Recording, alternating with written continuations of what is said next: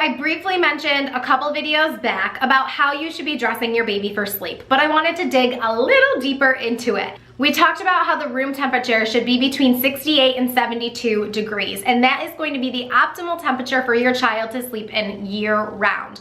Most experts will say that the cooler the better for sleep, but as a parent, I understand that you want to make sure that your child is warm enough and that it's not too cool. So there's definitely a happy medium. Many parents will either use a fan or a humidifier or something like that in your baby's room, so also take that into account when dressing your baby for sleep.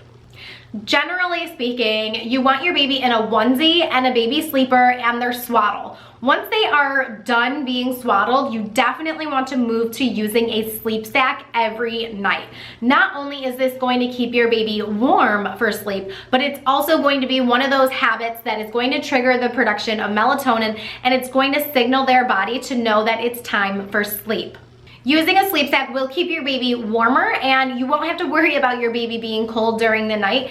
And it definitely removes the question, should I give my baby a blanket? Because the answer is always no. No blankets in the crib until your baby is 18 months old. In terms of sleep sacks, there are hundreds upon thousands of sleep sacks on the market. You need to check and see how heavyweight or lightweight the sleep sack is and correlate that with the season. So obviously if it's summertime, you want a very lightweight sleep sack. There are muslin fabric sleep sacks. There's also bamboo fabric sleep sacks, and they are very thin and lightweight. When it comes to winter time, you might want to use more of a heavyweight fleece type of sleep sack. You can refer to this chart right here if you are looking into sleep sacks that have TOG settings to know exactly what TOG setting sleep sack you should be using depending on the temperature in the baby's room. I know I mentioned this in a previous video, but if you feel like your baby is hot or cold, you can feel their back or the back of their neck.